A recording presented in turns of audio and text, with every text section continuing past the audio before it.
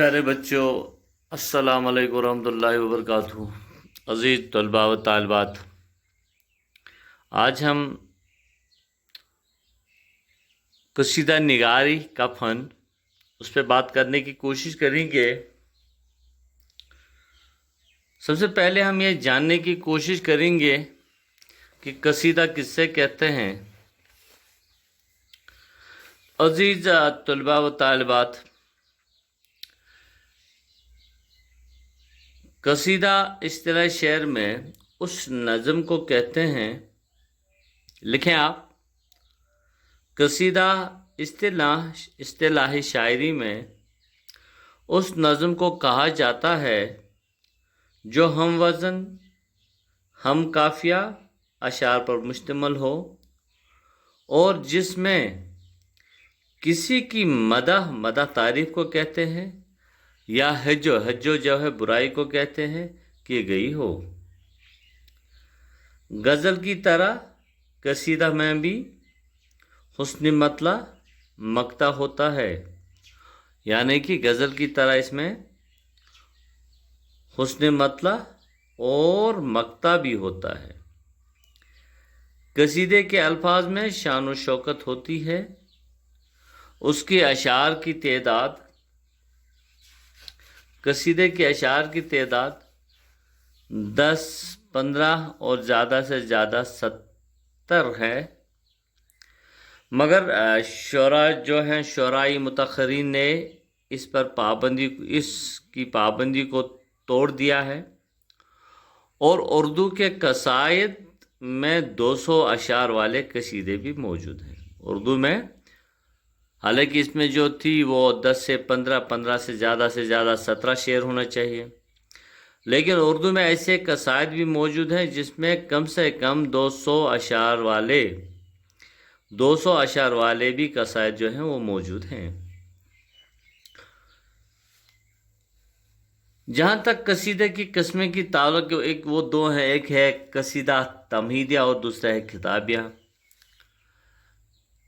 तमहीदिया कसीदा उससे कहते हैं जिसमें शायर अपनी असली मकसद मदाह या हजो वगैरह के कबल बतौर तमहीद के तौर पर दूसरी चीज़ों का जिक्र करता है। यह तमहीदें मुख्तलिफ किस्म की होती हैं। किसी में बहार, खजां का वगैरह का जिक्र करते हैं। और तमहीद या तशबीब, कसीदा तमहीद या तशबीब वो अशार हैं जो कसीदे के इब्तिदा में बतौर तमहीद के लिखे जाते हैं।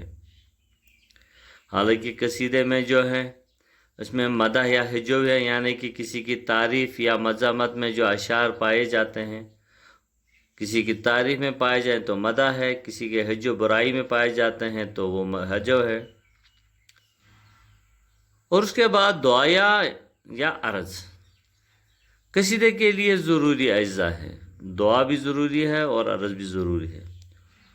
और उसके बाद जब हम देखेंगे तो वो है कसीदे खिताबिया। खिताबिया वो कसीदे हैं जिसमें बगैर तमहीद और तशबीब के इब्तिदा यानी शुरू से ही किसी की मदह या हिजो शुरू की जाती है। अजीज़ तलबा व तालिबात, जब अगर हम इसकी थोड़ी सी खींचतान करने की हम कोशिश करेंगे तो वो ये है कि कसीदा एक ऐसी सिंथ सखन है जिसका मौजू के एतबार से दामन बहुत वसी है।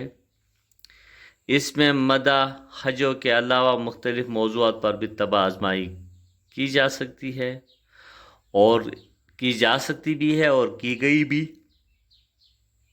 मसलन मनाज़र कुदरत, मज़ाहिर फितरत, पंदो नसाया, मजहबी ख़यालात, माशी बदहाली, सियासी इंतशार, मौसम की कैफियत, उलूम का बयान वगैरह कसीदे के मौज़ूआत में हैं।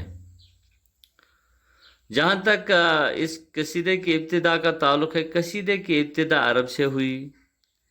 ईरान में जब शेर व शायरी का आगाज़ हुआ तो शायरों ने अहले अरब की तकलीद की, चूँकि अरब में ऐसे कसीदे बहुत मकबूल थे जिसमें किसी की तारीफ़ की गई हो। اس لیے اہل ایران نے بھی قصیدہ گوئی کی طرف توجہ کی، اور چونکہ شاعری میں یہی ایک ایسی صنف سخن ہے جس سے انعام و اقرار حاصل کیا جا سکتا تھا، اس لیے فارسی شاعروں نے اس فن کو انتہائی بلندیوں پر پہنچا دیا، اور اردو نے یہ فن فارسی شاعری سے مستعار لیا ہے۔ یعنی میرے کہنے کا مطلب کہ اردو میں یہ صنف قصیدہ جو ہے فارسی سے اردو میں آئی، اور پھر عربوں نے قصیدے بے تماہ بے غرض حقیقت بیانی سے لکھے، لیکن فارسی شعراء نے طلب اور غرض اور حصول زر کے لیے لکھے، اور اردو شاعرہ نے فارسی والوں کا یہی طریقہ استعمال کیا۔ اور اس کے بعد اگر آپ دیکھیں گے تو قصیدے کے اجزائی ترکیبی جو ہیں وہ 4 ہیں۔ جہاں تک قصیدے کے اجزائی ترکیبی کی بات جب ہم کریں گے تو وہ 4 ہیں: تشبیب ہے، گریز 2، مدح 3، دعا یا حسن طلب۔ یہ حسن طلب جو ہے وہ ہے۔ تو چلیے ان 4 پہ بات کرنے کی کوشش کریں گے